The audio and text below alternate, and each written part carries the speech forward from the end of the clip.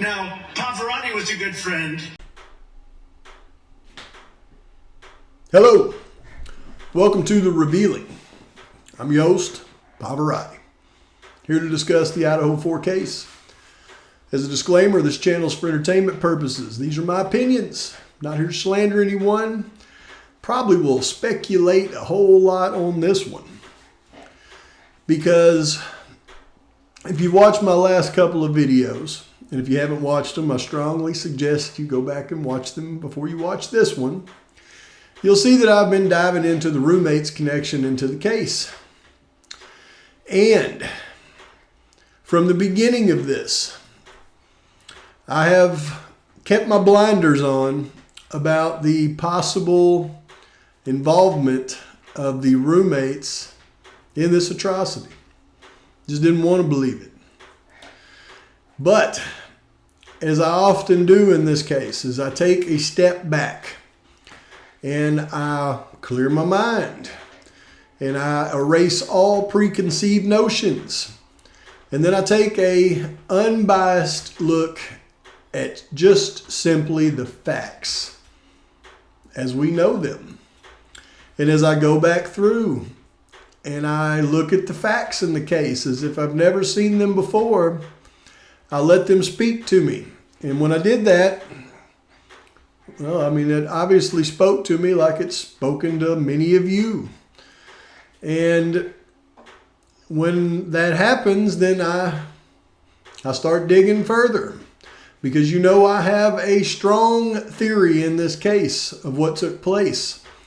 So whenever I come across information that I've either overlooked or looked at with a bias, I then take that information and then I apply it to my very strong theory and vet it.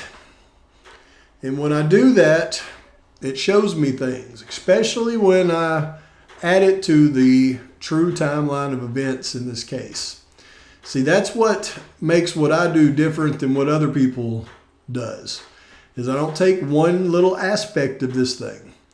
I plug it into the timeline of everything that we know happened. And that timeline is how an investigation is supposed to be investigated, using a timeline. Look at any investigation and you'll see that most of the time they start with a timeline of events of the day that the crimes happened.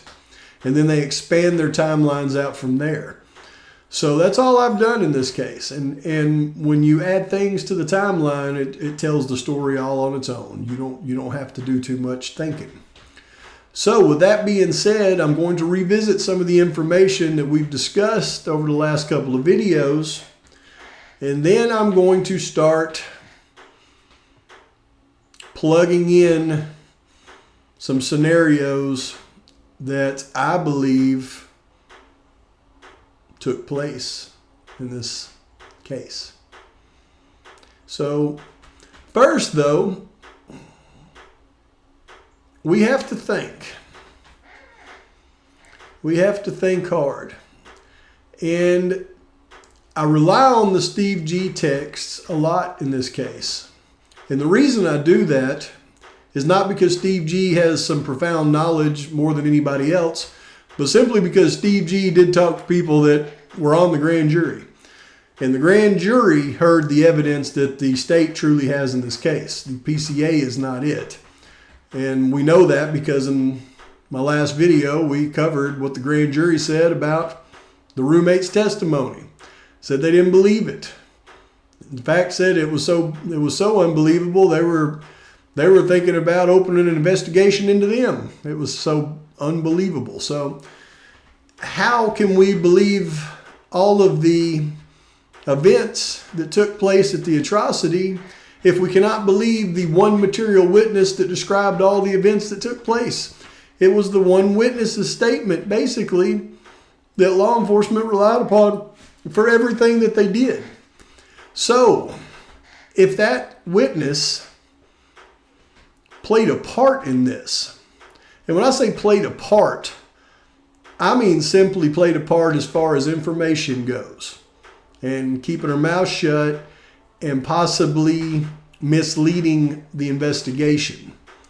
Because almost everything that she says, that they say she said in that PCA, you can tell is scripted.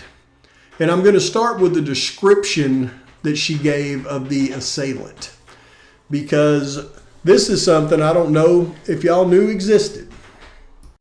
Okay, so once again, we have the PCA with Mortensen stated she opened her door for a third time after she heard the crying. Remember, she opened her door the second time because she heard the crying, not the third time. So that's just a repeat. No reason to open the door the third time.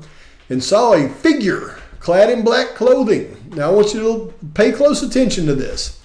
Saw a figure clad in black clothing and a mask that covered the person's mouth and nose walking towards her. She described the figure as 5'10" or taller, male, not very muscular, but athletically built with bushy eyebrows. That's it. That's the entire description. Now that's very specific, yet it's very not specific. And when we take a look at this, I think you're going to understand what I mean when I say very not specific. This is a standard suspect form, okay? And you can see right here it says fill in the blanks below as soon after a robbery, this is for a robbery suspect, as possible. Now, wasn't Kohberger charged with burglary? On each suspect involved in the robbery, do not compare your notes with anyone else. Do not guess. Describe only those items you're sure of.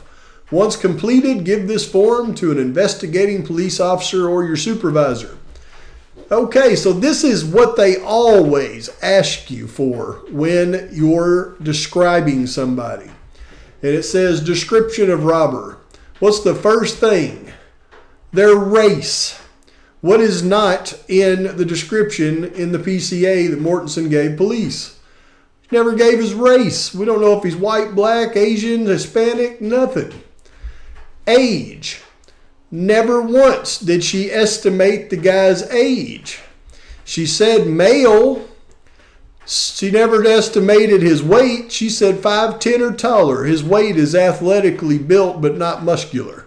See, it just doesn't make sense. And any law enforcement officer that's taken a description of somebody would go through these.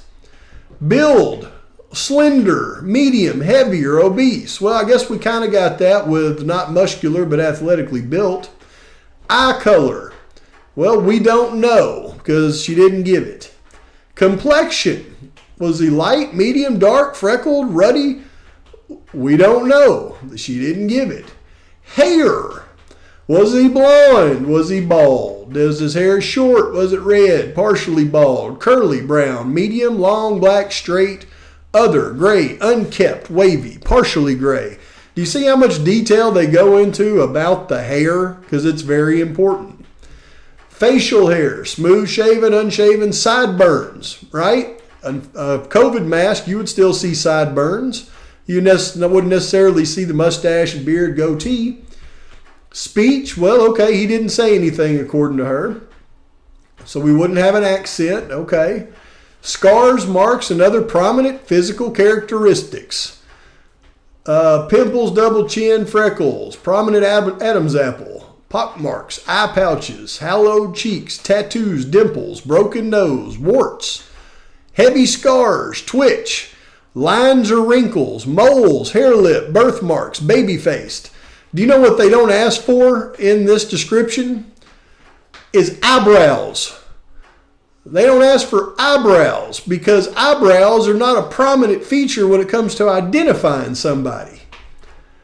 Teeth, all right? He had a mask on, you wouldn't see his teeth. But then it gets down here to clothing. Check if wearing item. Briefly describe color, material, style, etc. Hat is number one. We have no description of a hat.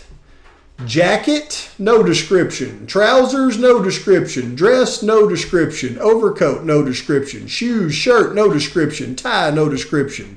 Raincoat, hose, blouse, shirt. Gloves. She never said if he is wearing gloves. Other, I guess other could just be clad in black. Do you see how this description is not real, folks? Description form. Was he wearing any jewelry?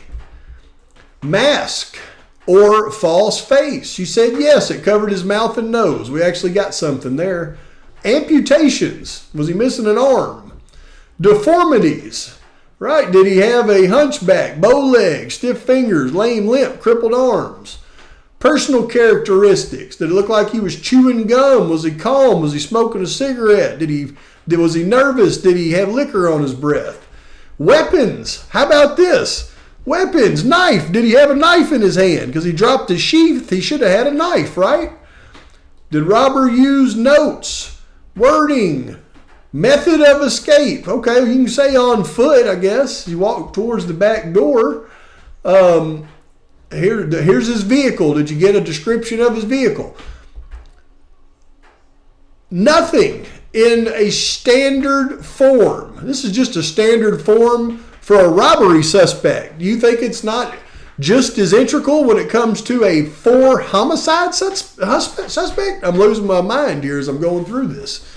So, how can that description be real? The description was not real. That's how.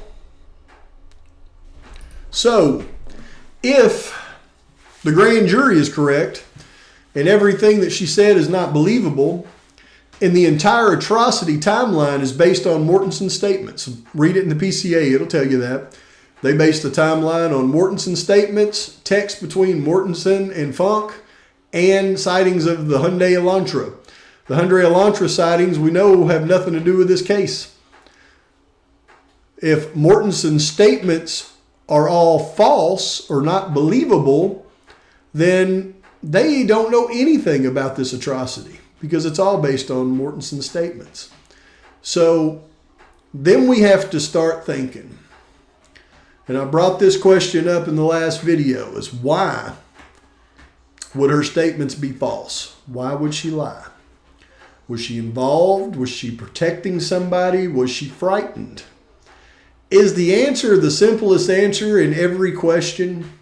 You ever taken a test in school and you have 3 answers they all sound like they could be correct, and then there's that 4th answer that says all of the above? Which one do you check? If they all sound correct, you always check number 4, all of the above. So I would strongly suggest that the answers to the questions that we're searching for is all of the above. Why else would she not want to be involved in the trial? Why else would she be lawyered up? Why else would her and BF be protected by powerful people in that town? Now, see, folks, a lot of you think when they say powerful people, you think like a normal individual would think. Powerful people, well, that's attorneys, law firms, people who work in the municipality, judges, law enforcement. Those are powerful people, mayors. You don't understand what kind of town that we're talking about here, though. We're talking about a town where the most powerful entity in this town is a church. And it's not a church like the little Baptist church that folks go to on Sunday. No, this church is different. This church operates different. This church has real power because it's a different kind of church. And I'm not going to get into what kind of church it is and how things that they believe differ from other people, but you can look into it yourself. When they say powerful people, they're referring to powerful people in the church in this town. And that church does not like law enforcement whatsoever. So they will protect their own, and they especially protect their women. You can bet that. I've spoken on some things in this video, though. I'm just planting seeds. I got another video coming out shortly that we're going to dive into it even deeper, because if what we've just discussed is correct, that opens some doors to some pieces in the puzzle being fit in. But please like and subscribe to the channel. Please post your comments, post your thoughts, post anything you'd like to post. And until next time, this Pavarotti, he's out.